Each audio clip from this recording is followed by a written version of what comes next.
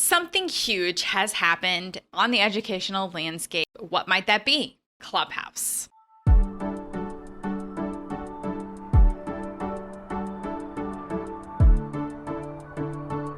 Hello everybody, welcome back to my channel. My name is Lena Saleh, the Edtech Guru, where we are disrupting edtech and education. All right, let's do this.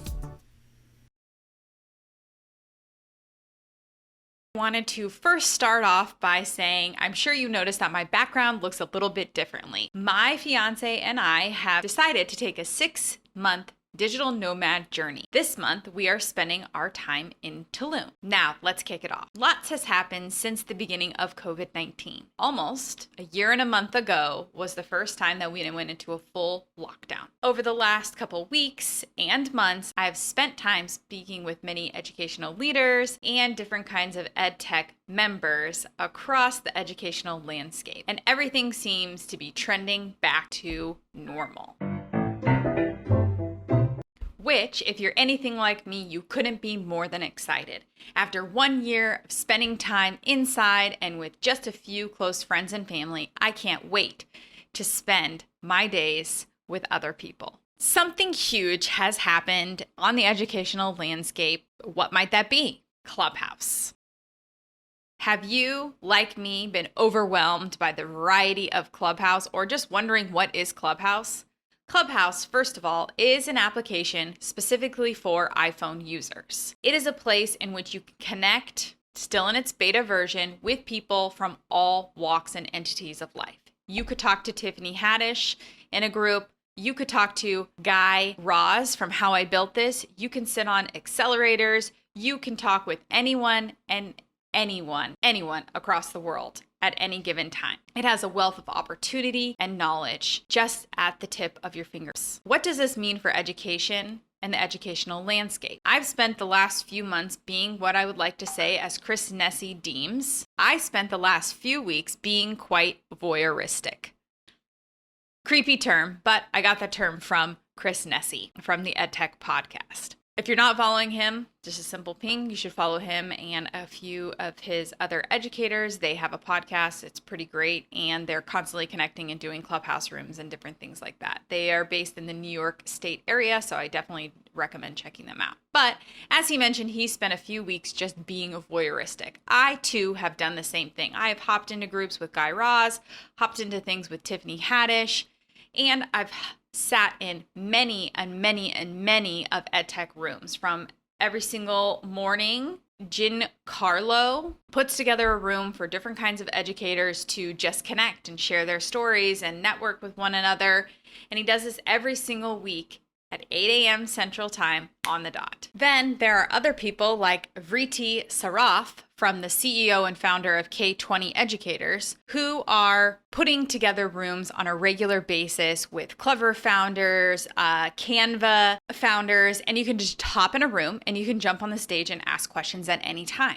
It puts you right in the hands of these EdTech founders, or right in the hands of other teachers who are experiencing the same issues as you. What's unique, rather than LinkedIn, is LinkedIn has a couple of different barriers. You have to connect with another person to connect with another person, and as you connect with more people, then you are able to connect with more people. Now, you can quickly send someone a message, but what's unique about Clubhouse is you can quickly drop in and request access and be able to speak to someone right there on the spot. There aren't really much barriers of entry. I have seen all kinds of things, from people putting out job posts to teachers asking for help within their classroom. Maybe they're working on a special project, all the way to founders just talking about the different projects they're working on, the different hardships that they faced. It's going to be a really unique turnaround for what education is going to see. I think it's a really good place to build community rather than just putting it on Facebook, because you're not seeing people's faces, you're just connecting audio-wise. And it's important to make sure that you know who you follow. So if I only follow people like Tiffany Haddish, and let's say I start following Kevin Hart or the guys from Shark Tank or the ladies from Shark Tank, I'm only going to see those types of people and those types of chats. The more people you follow, like Vriti Saraf or Jennifer Stringer from the EdTech marketing, you'll be able to see more people in that same sort of field. Giancarlo Brato, he is a global education catalyst. he is really about helping government officials shape the future of education. So really just being able to connect with him, then you're going to connect with his network, and then you're going to slowly be put in these different situations that you might not have had before. More unique than going to a conference setting because it's a little bit more authentic. You can connect at any time. You can start a room. You can start a room on other topics and invite other educators, and that's going to open up the window. Whereas when you go to you network at a conference and then you really just stay within your niche. This puts you outside of your comfort zone and kind of gives you a little bit more balls, shall I say, to be able to connect with other people. If you're not on Clubhouse, you really do need to connect. It's going to really change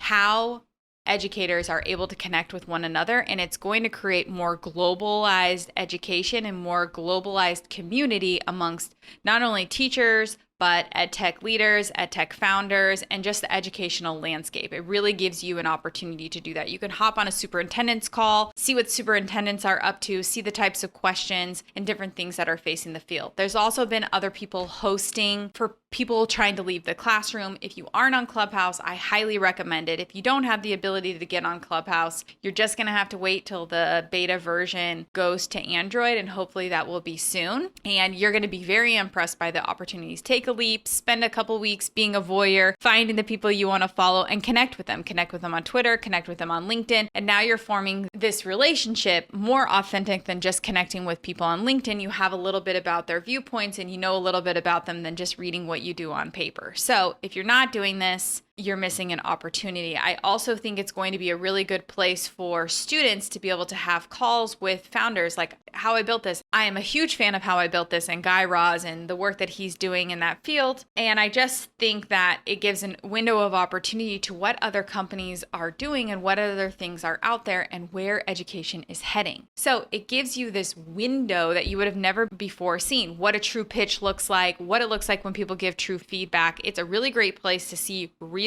problem-based learning happening in front of you. If this year has taught us anything, it's taught us that PBL is really going to be the way of the future. We never know what types of technologies are going to be available in just a few minutes, let alone a few years.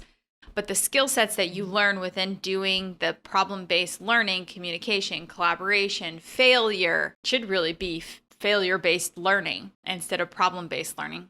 But those skill sets really do bring students into this 21st century learning. There's always going to be hindrances, always going to be obstacles, but how cool is it to see that a founder of this new, it doesn't even have to be EdTech company, this new product is able to speak on a global scale. You could get in a room with Shark Tanks, talk with Shark Tanks about different things. Just gives you a different way to connect and actually a much better window to and access to these founders and different types of people that you may have a really big connection to. If you need an invite, I do have quite a few invites still left to give, and I would be happy to pass one along. Just go ahead and comment below or connect with me on any of my social medias. Remember, don't miss out on Clubhouse. And until next time, I'll see you guys later. Bye-bye.